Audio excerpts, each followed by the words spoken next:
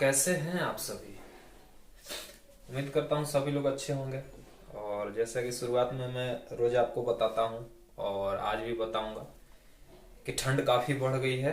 तो आप घर पर आराम से रहिए और सुरक्षित रहिए और ठंड से बचिए। ठीक, क्योंकि अचानक ठंड बढ़ गई है और इसी में ज़्यादातर ठंडी लगती है। तो चलिए हम अपना आगे का पढ़ाई करते हैं। तो जैसा कि हम अपना तैयारी कर रहे हैं कॉम्पिटिटिव मैथ्स की, और हम हर एग्जाम्स की तैयारी कर रहे हैं, रेलवे हो, एसएससी हो या जो भी हो, मतलब छोटे लेवल से लेकर बड़े लेवल तक हर एग्जाम का पढ़ाई चल रहा है। तो मैंने सबसे पहले आपको बेसिक बताया था, फिर हम लोगों ने अपना अर्थमेटिक का चैप्टर स्टार्ट किया है रेशियो। और रेशियो में मैंने आपको पिछले क्लास में उसका बेसिक बताया कि रेशियो होता क्या है, कैसे हम रेशियो को बांटते हैं या जो भी करते हैं। और फिर मैंने आपको 2 क्वेश्चन भी दिए थे। और चलिए अब हम आगे चलते हैं। तो मैंने आपको कल रेशियो मर्ज करना सिखा दिया, 2 का भी 3 का भी, यानी कि 2 रेशियो हो या 3 रेशियो हो। तो उसी आधार पर हम आगे अपना क्वेश्चन करते हैं। जैसे कि आगे आपके सामने एक क्वेश्चन है। अब इस क्वेश्चन को पहले बनाइए कि इस क्वेश्चन का आंसर क्या होगा, और इसी क्वेश्चन में मैं आपको कुछ पीछे का भी रिवीजन करा दूंगा। अपना क्वेश्चन भी करते हैं और कल का रिवीजन भी करते हैं। जैसे आपके सामने एक क्वेश्चन दिया हुआ है, तो इससे पहले हम अपने फुल मेथड से समझेंगे ताकि आपका कल का रिवीजन भी हो जाए। तो जैसे कि आपका है कि A/B 2/3 है, B/C 5/6 है, और C/D आपका 3/4 है। तो पूछा है आपसे कि A, B, C और D का रेशियो क्या होगा, यानी कि A, B, C और D। तो मैंने आपको कल 2 तरीके से बताया था रेशियो मर्ज करना। जैसे पहला बताया था कि यहाँ से आप डायरेक्ट कर सकते हैं या फिर आप बराबर करके भी कर सकते हैं। तो हमें यहाँ डाटा आसान दिख रहा है तो हम डायरेक्ट कर लेंगे। तो 5 दूनी 10 तिया 30, फिर इसका 1 और इसका 2, यानी 5 तिया 15 तिया 45। फिर हम पता है कि इसका 2 और इसका 1, यानी 36 18 तिया 54। फिर हम डायरेक्ट करेंगे 36 18 और 18 चौका 72। ठीक, तो ये हो गया। लेकिन हमें दिख रहा है कि ये सारा डाटा आपका 3 से कटने वाला है। तो जब ये सारा डाटा आपका 3 से कटेगा तो ये 3 दहिया 30, 15, ये 54 हो जाएगा तुम्हारा, 18 36 और ये आपका 24। यानी कि जो इसका फाइनल आंसर था वो आपका 10 15 28 18 और 24 था, जो कि आपका ऑप्शन बी में है। तो ये आपका आंसर हो गया। तो ये तरीका मैंने कल आपको बताया था, और मैंने ये भी बताया था कि अगर ऐसे क्वेश्चन आए एग्जाम में तो आपको ऐसे क्वेश्चन करने की कोई जरूरत नहीं है। जैसे कि हमें दिख रहा है कि आपको 4 ऑप्शन दिए गए हैं। ठीक, तो 4 ऑप्शन में आपको क्या क्या दिए गए हैं वो देखते हैं। ये है आपका 2/3, 5/6 और 3/4। तो जैसे कि ऐसे क्वेश्चन को हमें बनाने की कोई जरूरत नहीं है। मैंने आपको पहले ही क्लास में बताया था कि रेशियो कभी चेंज नहीं होता, यानी कि रेशियो चाहे, यानी कि अभी यहाँ A और B का रेशियो 2/3 है, तो आप कहीं भी A और B को ले जाइएगा, इसमें मान लीजिए किसी भी अंक से गुना होगा, 4/2 रेशियो 3/4 भी मान लीजिए, और इसको हम कटा देंगे तो फिर से वापस से रेशियो 2 रेशियो 3 ही होगा। यानी कहने का मतलब है कि रेशियो तो आपका कभी भी A और B का चेंज नहीं हो सकता। A और B का रेशियो हमेशा आपका 2/3 होना ही चाहिए। जैसे कि हमारा पहला ऑप्शन दिख रहा है कि 10/15/12/24 है, लेकिन इसमें आपका ये A है और ये आपका B है। अब मैं आपको सिखा रहा हूं कि आपको एग्जाम में कैसे बनाना है। तो हमें दिख रहा है कि A और B का अनुपात 2/3 है, यानी कि आंसर भी वही होगा जिसमें A/B आपका 2/3 होना चाहिए। तो जैसा हमें यहाँ दिख रहा है 10 और 15, तो इसको हम कटाएंगे तो 5 दूनी का 10, 5 तिया 15, यानी A और B का रेशियो 2/3 है। तो आपका हो सकता है कि ए आंसर हो जाए। अब हम आते हैं बी में, तो बी में भी आपका शुरू का 10 और 15 है, यानी कि बी में भी 10 और 15 है, यानी 5 में 10 5 है 15, यानी कि ये भी 2:3 है। अगर हम सी में देखते हैं तो सी में हमें 15 और 10 दिख रहा है, इसे घटाएंगे तो 15 5 का 10, यानी कि यहाँ पर आपका ए और बी का रेशियो 3:2 दिख रहा है। लेकिन क्वेश्चन के अनुसार हमारा रेशियो 2:3 होना चाहिए था, तो ये आपका नहीं होगा, यानी सी तो आपका ऑप्शन नहीं हो सकता।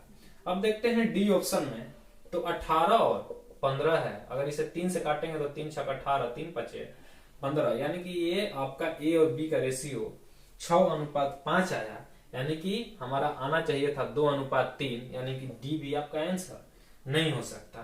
अब हमारी लड़ाई सिर्फ सी और डी में है। तो जब पहला ए अनुपात बी हमारा आ गया, तो क्या हम बी अनुपात सी नहीं देख सकते हैं कि बी अनुपात सी हमारा 5:6 होना चाहिए। तो अब हम ए और बी को ना देख के बी और सी को देखेंगे। तो जैसे कि हमारा पहला ऑप्शन का बी और सी है 15:12, ठीक। तो जब ये 15:12 होगा, इसे हम 3 से घटाएंगे तो 3 5 15 और 3 चौका 12, यानी कि ये तो आपका पहले ऑप्शन का बी अनुपात सी, यानी कि बी और सी का रेशियो 5:4 आया। लेकिन अगर हम ऑप्शन बी को देखते हैं तो ऑप्शन बी में बी और सी का अनुपात क्या आया है आपका 15 और 18, 15 और 18, यानी कि इसे अगर हम 3 से घटाएंगे तो ये आपका 3 5 15, 3 6 18, यानी कि 5:6, जो कि बी और सी का आपका 5:6 था, यानी कि हमारा ऑप्शन बी ही मैच कर रहा है और यही हमारा आंसर होगा। तो ऐसे क्वेश्चंस में आपको क्वेश्चन पूरी तरीके से नहीं करना है। सबसे पहले आप ए और बी को अनुपात कर लीजिए, अगर उसमें भी एक ऑप्शन निकल जा रहा है तो वो तो आपका हो जाएगा, लेकिन अगर 2 या 3 मैच कर जाए तो फिर आप बी अनुपात सी को भी देख सकते हैं। अगर बी अनुपात सी भी मैच कर जाए तो फिर आप सी अनुपात डी को भी देख सकते हैं, यानी कोई भी एक आपका ऑप्शन में मैच कर जाएगा। जैसे हमारा ए और बी में 2 ऑप्शन मैच कर गए, तो मैंने फिर बी और सी देखा, और मान लीजिए कि हमारा बी और सी दोनों ये भी 2 ऑप्शन में मिल जाता है, यानी कि 2 ऑप्शन मैच हो जाता है, तो वापस से हम सी अनुपात डी देखते हैं, तो इस तरीके से हमें एक ना एक ऑप्शन मिल जाता है। तो ये आपका था क्वेश्चन। अब चलिए आपके सामने एक अगला क्वेश्चन आ रहा है। अब हम कुछ भाषा आधारित क्वेश्चन करते हैं, जो कि ज्यादातर आपको एग्जाम में छोटे छोटे क्वेश्चन भाषा आधारित पर मिलते हैं। जैसे कि इस साल 2019 और 2018 में भी आपको खूब क्वेश्चन पूछे गए हैं, क्योंकि 2020 में तो कोई एग्जाम ही नहीं हुआ है, सब के सब वही है। तो आपको 19 और 20 में ज्यादातर एग्जाम हुए हैं, तो आपको 18 और 19 का कुछ क्वेश्चन दिखाते हैं जो रेशियो से आए हैं और बिल्कुल ही इजी है। जैसे आपके सामने एक क्वेश्चन है कि कोई धन सलीम तथा रहीम में बांटा गया, जो कि 4:3 के अनुपात में बांटा गया है। और ऐसे मैंने कल आपको शुरुआत में ही यही क्वेश्चन बताया था कि जैसे मान लीजिए कुछ धन है जो सलीम और रहीम, सलीम का मतलब एस और रहीम का मतलब आर, और सलीम और रहीम के बीच आपको ये 4:3 के अनुपात में धन बांटा गया। यानी कहने का मतलब है कि जितना भी धन था उसका चौथा हिस्सा सलीम को मिला और तीसरा हिस्सा रहीम को मिला। तो पूछ रहा है यदि रहीम का भाग 2400 रुपए है तो कुल कितना धन है। यानी कहने का मतलब है कि अगर रहीम का धन, यानी कि रहीम के पास टोटल 2400 रुपए है, ठीक। और मैं आपको बता देता हूं कि जब हम ऐसे रेशियो मानते हैं तो हम मान लेते हैं कि सलीम के पास 4x रुपए हैं और रहीम के पास 3x रुपए हैं, ठीक। तो 2400 है किसके पास, रहीम के पास।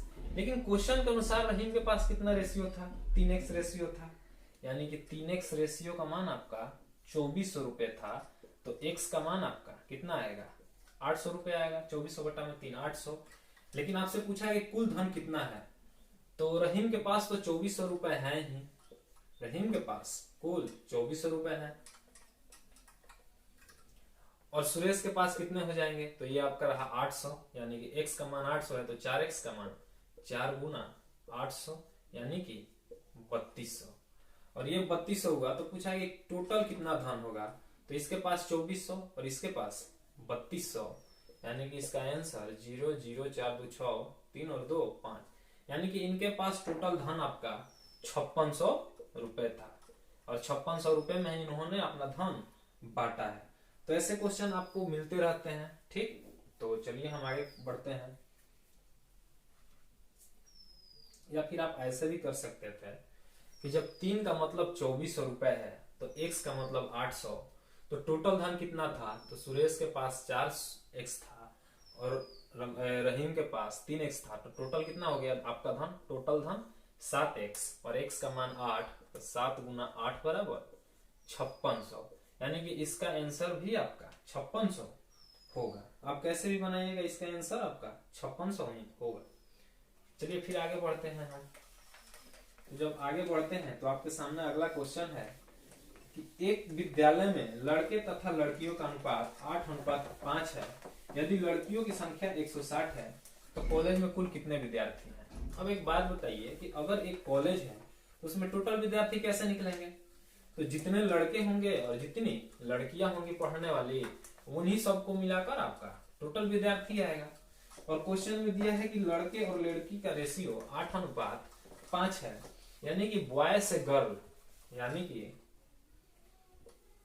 बॉय और गर्ल का रेशियो आपका 8:5 है, यानी कि हम मान लेते हैं कि ये आपका 8x और ये आपका 5x। लेकिन आप ध्यान दीजिएगा, तो हम नहीं चाहे तो x भी नहीं मान सकते, लेकिन मैं आपको बता देता हूं कि यहाँ पर x ही रहता है, लेकिन प्लस में x क्यों नहीं आता, क्योंकि ये 8 5 13x हो जाएगा जोड़ने पर, और 13x का कुछ मान आएगा, फिर इसको वापस इसी में गुना करते हैं, तो इसलिए आपका क्योंकि जोड़ने पर ये x ही रहता है, इसलिए हम x नहीं भी माने तो हमारा काम चल सकता है। लेकिन आप ध्यान रखिएगा कि यहाँ पर x रहता है, यानी बॉय और गर्ल का रेशियो आपका 8:5 है।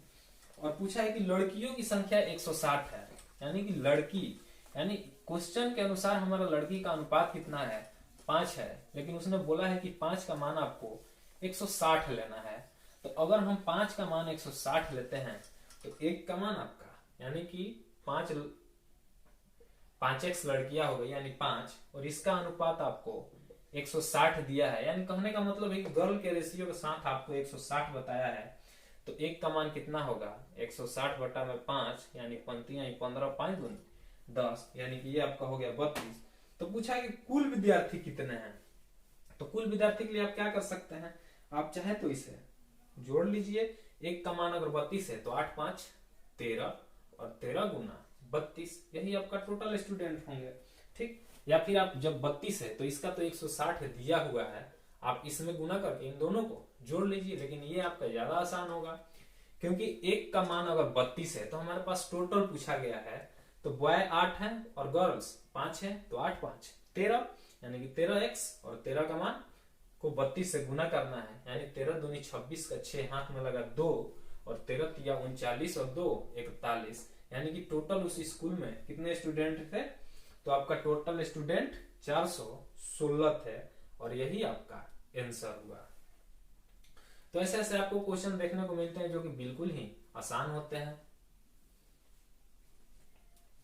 ठीक, तो चलिए हम अपने अगले क्वेश्चन पर चलते हैं। तो चलिए जैसा कि हम अब अपने अगले क्वेश्चन पर चलते हैं, तो क्वेश्चन क्या है, आप थोड़ा इस क्वेश्चन को ध्यान से देखिएगा। तो क्वेश्चन आपको बोला है कि दो संख्याओं का अनुपात 3:4 है, यानी कि हमारे पास दो संख्याएं हैं, यानी कि पहली संख्या है और एक दूसरी संख्या है, और इनका अनुपात बोला है कि 3:4 है, यानी कि हम इनमें चाहे तो x मान भी सकते हैं और नहीं मान भी सकते हैं, लेकिन x आप याद रखिएगा कि यहाँ पर छुपा रहता है, क्योंकि जब गुणनफल का बात करेगा तो वहां पर मामला कुछ और हो जाएगा, जब वो हम क्वेश्चन करेंगे तब आप समझ जाएंगे। यानी कि पहली और दूसरी संख्या का अनुपात 3:4 है, और बोला है कि इनका योगफल 420 है, यानी दोनों संख्याओं का योगफल, योगफल का मतलब क्या होता है, जोड़, याद रखिएगा। अंतर का मतलब घटाव, गुणनफल का मतलब गुना, सबको पता है, भागफल मतलब भाग। तो इन दोनों संख्याओं का, इससे पहले जो हम क्वेश्चन बना रहे थे उसमें अगर आप ध्यान दिए होंगे तो उसमें किसी एक पर्सनल का बात कर रहा था, कि जैसे हम पहले वाला पढ़े कि रहीम का 2400 दिया था। दूसरा वाला क्वेश्चन करें तो सिर्फ लड़की का 160 दिया था। लेकिन अगर इस क्वेश्चन को हम देखें तो इसमें बोला है कि टोटल यानी कि दोनों को मिलाकर बोला है कि 420 है, यानी इनका योगफल, यानी कि योगफल मतलब 3x प्लस 4x, या हम इसे 3 प्लस 4 भी कर सकते हैं, यानी कि योगफल। योगफल का मतलब जोड़, यानी कि इनको जोड़ने के बाद जो मान आना चाहिए वो क्या आना चाहिए, 420 आना चाहिए था। लेकिन जब इसको हम जोड़े तो ये आपका 7 आया, यानी कि आया तो हमारा 7, लेकिन हमें चाहिए कितना था, 420, यानी कि एक में आपका कितना हो जाएगा, तो 7×42 यानी कि 60। तो पूछा है आपसे कि तो बड़ी संख्या कौन सी होगी, कि बड़ी संख्या कौन सी होगी, तो हमें पता,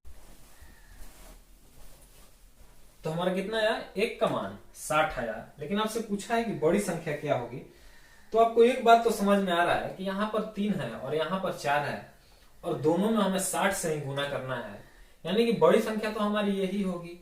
यानी कि जब एक का मान 60 है तो 4 का मान 4 गुना 60 यानी कि 240, और यही आपकी बड़ी संख्या थी।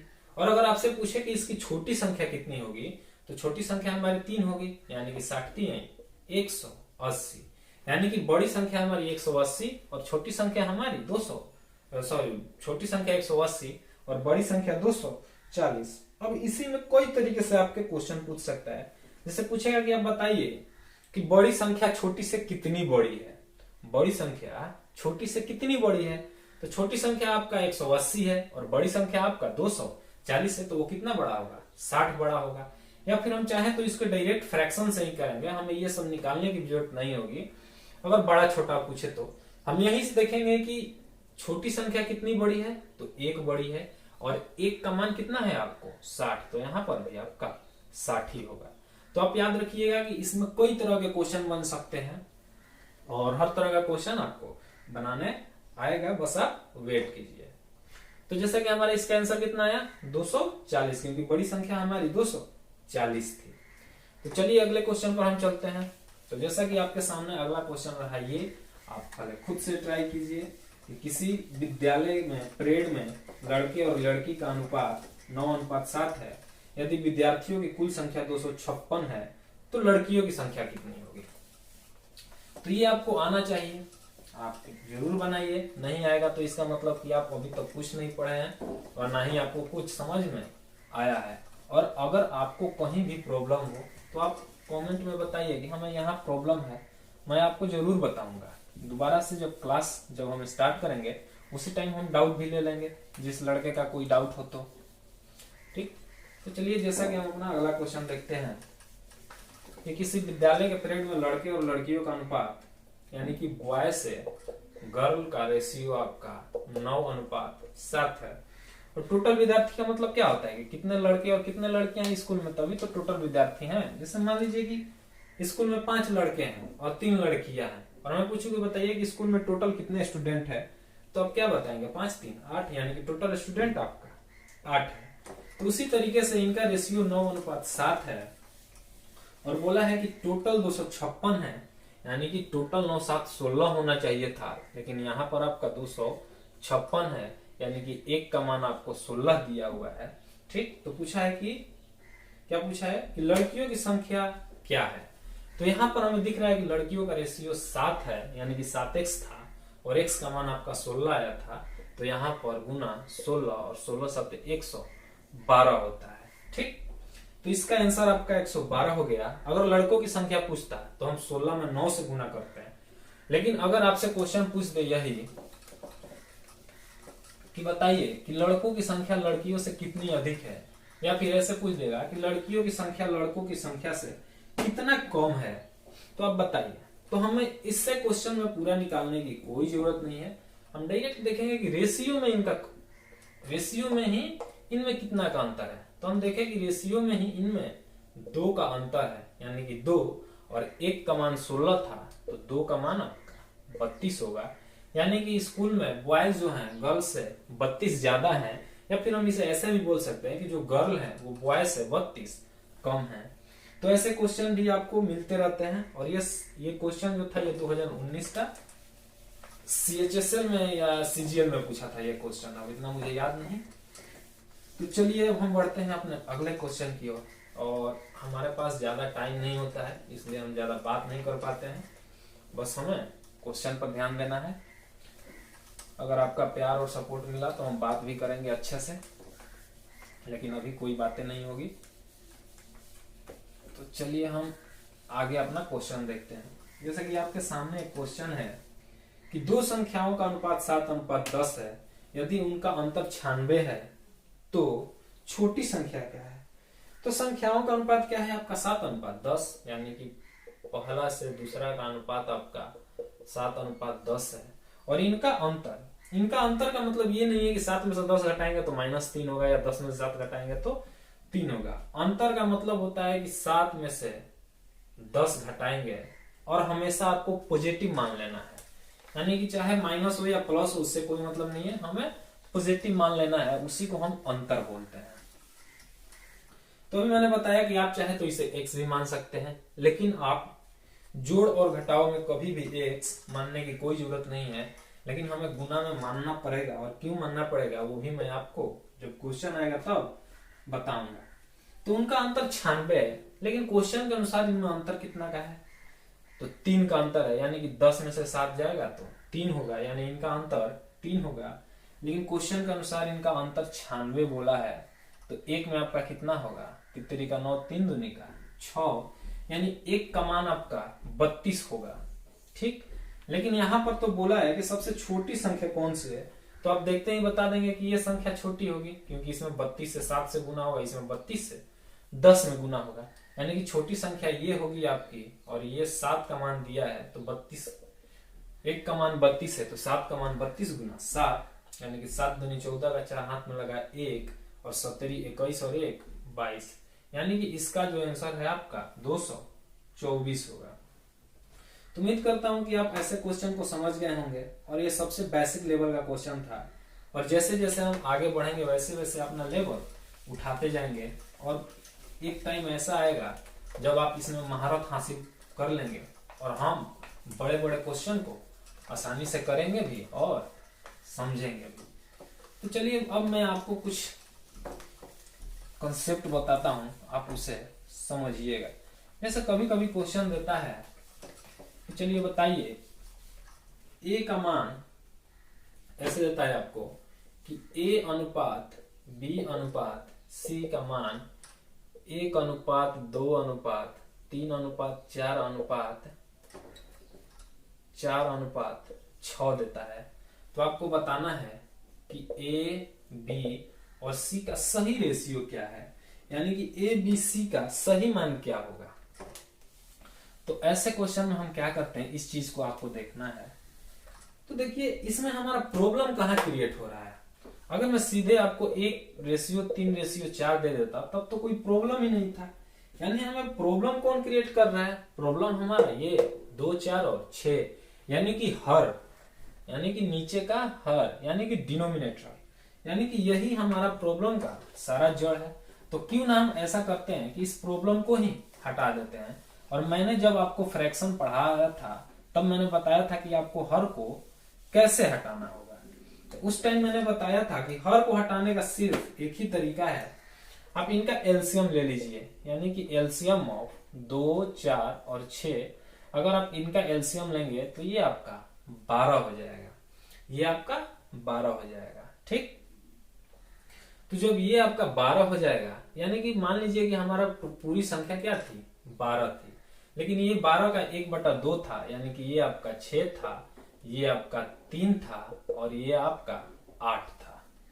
यानी कि इसका अनुपात 6:3:8 में था। सॉरी, जब ये 12 होगा तो इसमें इसका अनुपात 6 होगा, इसका अनुपात 9 होगा, और इसका अनुपात 6 दूनी का 12, 4 दूनी का 8 होगा। यानी कि ये जो रेशियो है ये 6:9:8 में है। आप थोड़ा सा समझे होंगे मुझे उम्मीद है, लेकिन चलिए मुझे पता है कि आप अभी इसमें कंफ्यूजन है, तो हम अगला एग्जांपल लेते हैं। जैसे कि चलिए इसी को अभी अच्छे से समझते हैं। जैसे कि हमने माना कि ये 12 था, तो हमने एलसीएम 12 माना, तो ये 12 का 1/2 था, यानी कि ये आपका 2 छक्के 12 होगा 6। अब इसको हम देखें तो ये 12 का आपका 3/4 था तो चरती आई 12, यानी कि तितिरी का 9 था। और इसको अगर देखें तो ये 12 का 4/6 था, यानी 6 दूनी 12, यानी कि 8 था। तो ऐसे क्वेश्चन को हम हर को तो चलिए आज के लिए हम इतना ही छोड़ते हैं, क्योंकि अभी लाइट कट गई है और पता नहीं लाइट कब आएगा, और हमारे पास कोई इन्वर्टर नहीं है कि मैं चालू करूं। तो ऐसा करते हैं कि हम यही चीज अब अगले वीडियो में पढ़ेंगे। बस आप हमारे साथ बने रहिए और थोड़ा चैनल को सब्सक्राइब कीजिए अगर नहीं किए हैं अभी तक तो, और अपने दोस्तों से बताइए, इसे शेयर कीजिए ताकि जल्दी से कुछ फ्लोर हो जाए और चैनल हमारा मोनेटाइज हो जाए। तो फिर हम लाइव आकर आराम से पढ़ेंगे और खूब सारी बातें भी करेंगे। तो आप थोड़ा हेल्प कीजिए, सपोर्ट कीजिए, और मैं तो आपके लिए हूँ ही, बस आपको सपोर्ट करना है। और आप चैनल को सब्सक्राइब जरूर कीजिए, लाइक कीजिए, और नहीं समझ में आए तो कमेंट भी कीजिए। चलिए।